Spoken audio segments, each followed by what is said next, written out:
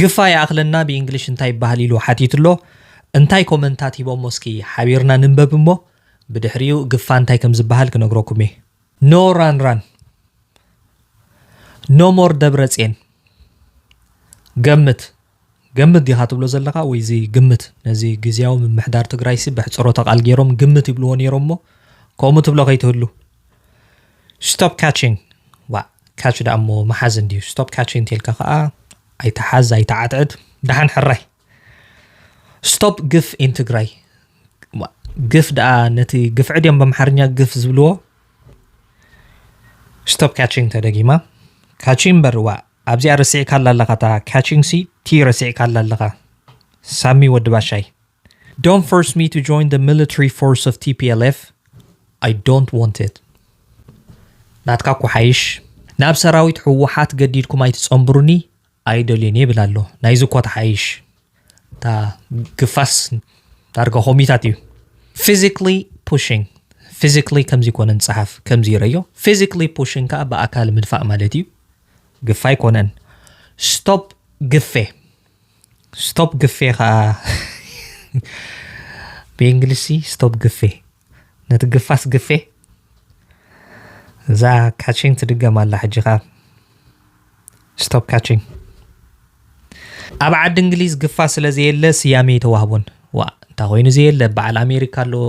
ኣብዛ ዓዲ እንግሊዝ እውን ኣሎ ንዘይ ሕጋውያን ስደተኛታት ኢሎም ግፋ ጀሚሮም ነይሮም ምግፋፍ ማለተይ ከምዚ ናይ ዓድና ይኮነን ግን ግፋስ ኣብ ኩሉ ሎ stop clean እንታይ ዳኻ ሓሲብካ stop clean ዳ እንታይ ማለት እዩ stop fishing ዚያ ምግፋፍ ወና ዓሳ ምግፋፍ እንዲ ንሰብካ stop fishing ናትካ ኮት ሓይሽ ምግፋፍ ዓሳ ምግፋፍ fishing እንዲ ዝበሃል stop fishing ንሰብ ምግፋፍ ግን ከም ይኮን በትግርኛ ዘይሰምዑስ በእንግሊዝኛ anyway don't be impose me በሎም ታእኽሎምያ ታይዳዚያ impose ተኮይኑ ከምዚ ተርጉሙ እንታይ ሓሲብካ ዛ impose ዳብዚ ታኽት ግብሪ ኻቲኻ impose stop war ኩናት ተጠዋብሉ stop pouring out pour ዳረየን ነው ከምዚ እንዲ ተርጉሙ እንታይ ኻዳ ሓሲብካ ዚያ ፈረንጂ አይገፉይ stop collection ዳሞ ታ ካለ ትርጉም ይዘለው ምጥርናፍ ምእካብ እንዲ ኣብዚ ናይ ሰባት ግፋኹም ይኮነን እዚ ኻላይ ካውን ደጊምዋ collect ካለ ትርጉም ይዘለው አታ ግዶፉና እንዶ ካድሬ እንግሊሽ አይፈልጥኒ ብላሎ enough young collection stop war on me ማንኩናት ከፊትል ካንታ ግፍዒ ትግፋዲ ግፍዒ stop giving ግፋ stop harvesting us to war harvest ራንታይ ትርጉሙ harvest ረዮ ከምዚ ትርጉሙ eviction is enough for us eviction ዳ እንተሓውና to evict someone evict እንታይ ማለት እዩ እቲ አካራይኻ ወይ አካረይትኻ ውፃ ኢሎም ኻዲም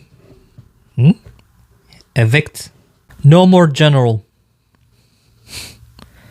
stop war stop giving selecting ዳ ምሕራይ እንዲታ ንሞንጆሪኖ ሕተት ታብለሎ let's stop the violence ዳ እንታይ ዲ ትርጉሙ እንተሓውና enough is enough or you can say no more ወሕራይዚያ ወተሰማሚዕላ ኣለኹታ no more ወይ ከዓ enough ትኸውን እንዲያ ታ ግፋኽ እንታይ ትበሃል መጀመርያ በትግርኛ እንታይ ከም ዝበሃል አጻሪኻ ፍለጥ ኢልዎ ነቲ ግፋስ እንታይ ከም ዝበሃል በትግርኛ ፍለጦ ይብላሎ ሕራይ በትግርኛ እንታይ ዝበሃል ንገረና እንዶ ብዝኾነ ግፋ በቋንቋ እንግሊሽ to round someone up